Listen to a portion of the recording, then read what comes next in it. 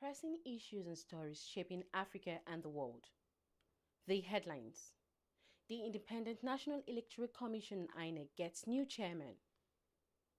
Kogi lawmaker Natasha Akpoti-Wogan resumes after 6 months suspension. NAT threatens strike, gives FG 14-day ultimatum over unpaid allowances. Let's get the details, shall we? We can confirm to you that there's a change of baton in the leadership of the Independent National Electoral Commission (INEC). Professor Yakubu Mahmoud has handed over to May Agbamuche, who is now the new national chairman of the electoral umpire, but in acting capacity. Mahmoud made the transition during the ongoing meeting with resident electoral commissioners at its headquarters in Abuja, the Federal Capital Territory. Agbamuche, who is the oldest serving national commissioner, will manage the affairs of the commission till a substantive chairman is appointed. While handing over, Yakubu Mahmoud rallied support for Agbamuche. Mahmoud, whose 10-year tenure ends in November, is handing over, having been mandated to proceed on a terminal leave ahead of the expiration of his tenure. Before that development, the Independent National Electoral Commission (INEC) played host to officials from Ethiopia who are in Nigeria to understudy the country's electoral system and exchange ideas on election management. The Ethiopian delegation comprises of the National Election Board of Ethiopia and the Coalition of Ethiopian Civil Society Organizations for Elections. The immediate past chairman of INEC, Professor Mahmoud Yakubu, received the delegation led by the Deputy Chairman of National Election Board of Ethiopia, Tesfaye Niwe, at the Commission's headquarters in Abuja.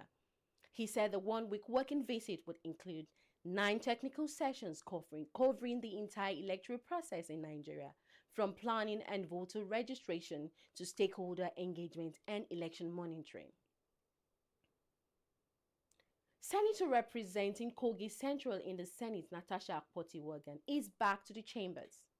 After more than 6 months of being out of office, the senator representing Kogi Central in the Senate, Senator Natasha Akpoti-Wogan, has resumed her duties. Akpoti-Wogan resumed plenary today after a 6-month suspension imposed on her over allegation of misconduct following her protest against the reassignment of her seat by the Senate President Godswill Akpabio on February 20th. Although her 6-month suspension ended in September, Akpoti-Wogan faced resistance from the Senate leadership, which delayed her return. Her resumption marks the end of the suspension and the drama which followed. Natasha Akpoti-Wogan was seen on the floor of the Senate today with Deputy Senate President Barau Jibrin presiding. The National Association of Academic Technologies (NAT) has given the federal government a 14-day ultimatum to resolve lingering issues including unpaid allowances and salary delays or face industrial action. The NAT president, Ibeji Nwokoma, disclosed this after the association's National Executive Council meeting held in Abuja. He said the meeting reviewed the outcomes of earlier discussions with the Minister of Labor and Employment and his counterpart in education, but regretted that major concerns had yet to be addressed. Nwokoma recalled that a conciliation meeting held with Minister of Labor in July and a follow-up meeting with the Minister of Education in September failed to produce tangible results. According to him, unresolved issues include the incomplete renegotiation of the 2009 federal government and NAT agreement, mainstreaming of earned allowances, and the release of circular for the implementation of Counties 14 and 15. He further noted that the government's renegotiation committee chaired by Mahmoud Ahmed met NAT only once in December 2024 before submitting its report without further consultation. While Nigerians are finding ways of coping with the recent scarcity of liquefied petroleum gas, otherwise called cooking gas, the Nigerian National Petroleum Corporation Limited (NNPCL) has blamed the situation on the now suspended industrial action by the Petroleum and Natural Gas Senior Staff Association of Nigeria (PENGASAN). The Group Chief Executive Officer of NNPCL, Bayo Julari, said the strike action disrupted both gas production and electricity generation across the country. Ojulari was speaking with State House correspondents in Abuja after a meeting with President Bola Tinubu at the presidential villa in Abuja. According to him, gas scarcity was not the only collateral damage. He said Nigeria also lost over 200,000 barrels of crude oil following the industrial action. He adds that at an average price of $66 per barrel, it means Nigeria lost about $39.6 million and approximately 57.4 billion naira worth of crude oil for the 3-day action. Outside of Nigeria, in the west of Africa to the southeastern coast of the continent of Madagascar, where the president, Andry Rajoelina, has appointed Army General Rufin Fortunat Zamfizambo as the country's new prime minister. The appointment follows the dissolution of the previous government amid widespread protests over power and water shortages. Zamfizambo replaces Christian Say, who was dismissed last week. Before his appointment, the general served as director of the military cabinet in the prime minister's office.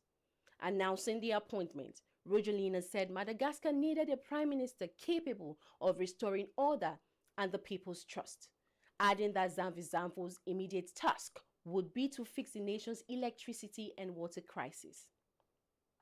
Earlier the same day, thousands of demonstrators returned to the streets of Antananarivo and other cities for a third consecutive week, calling for the president's resignation despite his recent cabinet shakeup. Police fired tear gas to disperse protesters, many of whom were university students voicing frustrations over poverty and corruption. A 56-year-old Tunisian man, Saber Chowni, who was sentenced to death for Facebook posts criticized President Kais Saied, has been released. He was released after widespread outrage and global condemnation. His death sentence sparked shock and anger, with right groups calling it unprecedented in Tunisia's recent history. But a court today ordered his release following pressure from human rights groups and the public. His lawyer, Wassama Boutligia, confirmed the news, while Choncheni's brother also said he is now free. And out of the continent, a medical emergency helicopter has crashed on a busy stretch of Highway 50 in California, United States.